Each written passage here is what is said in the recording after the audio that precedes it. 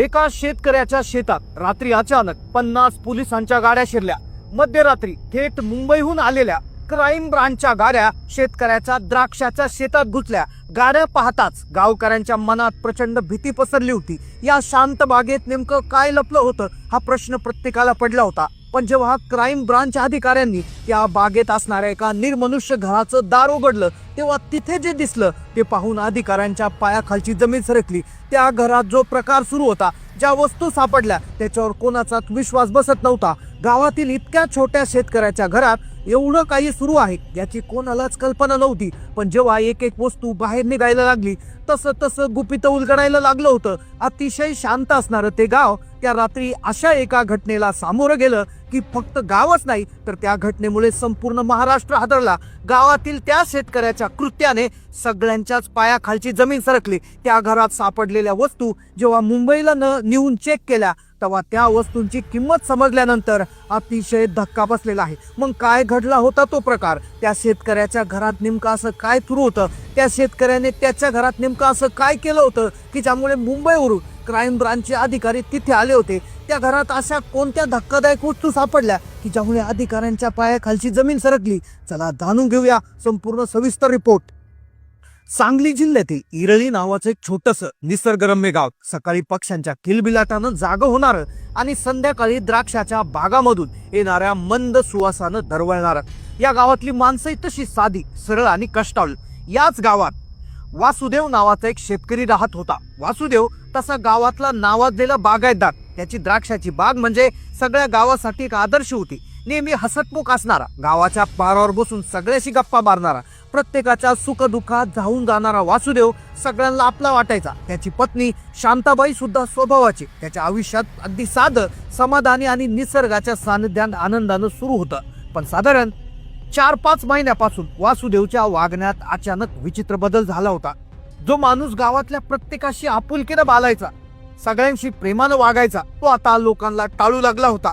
म्हणतात ना, एखाद्या अतिशय मोठ्या घटनेची सुरुवात अतिशय छोट्या घटनेनं होत असती। अगदी तसंच घडलं होतं। कोणाला माहिती नव्हतं की वासुदेवच्या शेतात पुढे 4 महिन्यानंतर असा धक्कादायक प्रकार घडणार होता ज्यामुळे संपूर्ण राज्याला हादरा बसणार होता। 4 महिन्यापूर्वी पारावर बसून गप्पा मारणारा वासुदेव आता गावात फिरेनासा झाला होता। गावात त्याचं काही काम जरी असेल तर डोक्याला मुंडासं बांधायचा, नजर खाली घालून यायचा आणि आपलं काम संपता तडक आपल्या शेताच्या दिशेने निघून जायचा। गावानं कोणी प्रेमाने जरी विचारलं गावातल्या एखाद्या माणसाने की काय वासुदेव भाऊ, काय कस काय चाललंय, तर तो फक्त ठीक आहे म्हणून आपली नजर चुकून पुढे जायचा।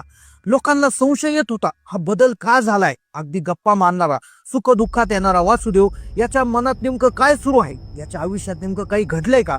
याच्या आयुष्यामध्ये काही वेगळा विषय घडलेला आहे का? पण कोणाला माहिती नव्हतं की येणाऱ्या 4 महिन्यात त्या रात्री त्याच्या घरी पोलीस येणार होते आणि तो धक्कादायक प्रकार संपूर्ण राज्यात व्हायरल होणार होता।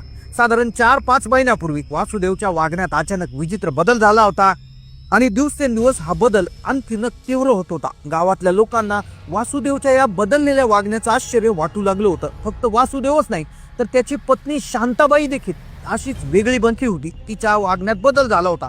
गेल्या 3-4 महिन्यापासून त्या घराबाहेरच पडल्या नव्हत्या। आठवड्याचा बाजार, किराणा जर आणायचा असेल तर त्यांच्या पत्नी शांताबाई अंधार पडल्यावर डोक्यावर पदर घट्ट ओढून घ्यायचा, कोणाशी न बोलता गुपचूप दुकानात सामान घेऊन अंधारातच परत जायच्या। लोकांच्या नजरा आता त्यांच्याकडे शंकेने बघू लागल्या होत्या। गावात तुटबुज सुरू झाली होती। वासुदेव लय बदललाय बघा, शांताबाई तर दिसतच नाही, नक्की काय झालंय त्यांच्या घरी? असे प्रश्न पारावर, चावडीवर चर्चिले जाऊ लागायचे। कोणालाच काही अंदाज येत नव्हता। काही लोकांनी तर रात्रीच्या वेळी त्याच्या शेतातून काही संशयास्पद हालचाली बघितल्या होत्या। गावाबाहेर इरळी, डोरली, ढालेवाडी आणि ढालगाव या 4 गावांच्या सीमेवर त्याची द्राक्षाची बाग होती। त्या बागेत एक जुनं निर्मनुष्य शेड होतं। अलीकडेच रात्री अपरात्री त्या शेडच्या दिशेने काही पांढऱ्या गाड्या ये जा करायच्या। शेजारच्या शेतकऱ्यांनी पाहिलं होतं, गाडीतून मोठी खोकी, ड्रम उतरवली जायचे आणि काही तरुण आतबाहेर नेलं जायचं। या विलक्षण बदलाची गावात चर्चा होती, पण वासुदेवच्या तोंडातून की ब्र शब्द निघत नव्हता। वासुदेवचा एक लहानपणीचा मित्र होता सुरेश। आता दोघांची मैत्री गावात एक उदाहरण होती. सुरेश देखील खूप चिंतेत होता, कारण की वासुदेवचं वागणं अतिशय बदललं होतं. वासुदेव बोलत नसायचा आणि त्याच्या शेतातल्या हालचाली सुरेशने देखील बघितल्या होत्या. गावात कुजबूज सुरू झाली होती. वासुदेव नेमकं शेतात काय करतोय, वासुदेव गावात कोणाशी बोलत नाही, वासुदेवाने शेतात नेमकं काय सुरू केलंय कोणाला कल्पना नव्हती. पण वासुदेवच्या घरी जाऊन पाहणे की कोणाची हे नव्हती. त्यांना वाटायचं कदाचित घरगुती काही प्रॉब्लेम असेल, कौटुंबिक. पण अखेर सुरेशने त्या दिवशी त्यांना विचारलं. 2 महिन्यापूर्वीची गोष्ट आहे. सुरेशला या गोष्टीची थोडी कुणकुण लागली होती. दोघांची मैत्री प्रचंड. सुरेशला आपल्या मित्राची अवस्था बघत नव्हती. एक दिवस त्याने वासुदेवला शेतात गाठलं. सुरेश वासुदेवला म्हणाला, वासुदेव काय झालं रे, असं का वागतोस, वहिनी पण दिसत नाही, काय अडचण असेल तर सांग, आपण मिळून काहीतरी मार्ग काढू. सुरेश कळकळीनं म्हणाला. पण वासुदेवने त्याच्याकडे पाहिलं सुद्धा नाही. तो फक्त एका वाक्यात उतरला, काही नाही, तू जा इथून. सुरेशला खूप वाईट वाटलं. त्याला आठवलं काही महिन्यापूर्वी वासुदेवच्या मुलाला शहरात नोकरी लागली. कदाचित त्यामुळे नवरा बायको एकटे पडले असेल, त्यांना काळजी वाटत असेल असं सुरेशला आणि गावातल्या काही लोकांना वाटू लागलं. गावातल्या लोकांनी सुरेशला देखील विचारलं, अरे तुझा मित्र नेमकं काय करतोय, शेतात असं काय करतोय तो, जाता येता गाड्या दिसतात, रात्री काहीतरी ती हालचाली भरपूर होत असतात, काय प्रयोग चालू केलाय त्याने. पण सुरेश म्हणाला, काही नाही रे, त्याचा मुलगा नोकरीला लागलाय, कदाचित त्याला एकटा पडला असेल म्हणून तू बोलत नसेल. पण सुरेशलाही समजलं होतं त्याच्यावर आलेलं संकट हे कौटुंबिक नाही तर ते कितीतरी पटीनं भयंकर आहेत याची त्याला कल्पना नव्हती. पण हे संकट जेव्हा येणाऱ्या काही दिवसात उघड येणार होतं तेव्हा सगळं इरळी गावच नाही तर संपूर्ण महाराष्ट्र हादरून जाणार होता. त्या कुटुंबासोबत नेमकं काय धक्कादायक प्रकार सुरू होता, त्यांच्यावर कोणतं संकट आलं होतं याचा कोणी विचारही करू शकत नव्हतं. शेतात घर असल्यामुळे त्यांच्या हालचालीवर फारसं कोणाचं लक्ष नसायचं. पण आता शेजारच्या शेतकऱ्यांना रात्रीच्या वेळी त्या शेडमधून एक विचित्र केमिकल सारखा वास येऊ लागला होता. विचारले, वासुदेव म्हणायचा, द्राक्षावर नवीन औषध फवारतोय असं सांगून तो वेळ मारून न्यायचा. पण तो वास नेहमीच्या औषधांपेक्षा खूप वेगळा आणि तीव्र होता. आता लोकांच्या मनातली शंका अधिकच गडद होऊ लागली होती. रात्री अपरात्री येणाऱ्या गाड्या, मोठी मोठी मशिनरी सारख्या वस्तू, केमिकलचा विचित्र वास आणि वासुदेवचं बदललेलं वागणं, या सगळ्या गोष्टी आता लोकांना खटकू लागल्या होत्या. एका हसत्या कळत्या कुटुंबावर भीती आणि दहशतीने कब्जा का केला असेल याचं उत्तर कोणाकडेच नव्हतं. आणि अखेर तो दिवस उजाडला की एक काळोखी रात्र होती. संपूर्ण गाव अत्यंत शांत झोपलेलं होतं आणि अचानक साधारण रात्रीचे 10-11 वाजलेले असतील. गाव शांत झोपलेलं होतं. रात्रीचे 7 वाजता शेतकरी गाव जेवण करून झोपी जायचे, गाढ झोपी जायचे. पण त्या रात्री 11 वाजल्याच्या दरम्यान रात्रीमध्ये पोलिसाच्या सायरनचा आवाज आला. लोक त्या भयंकर आवाजाने उठले, कारण की असा अक्षरशः शेकडो गाड्यांचा तो आवाज होता.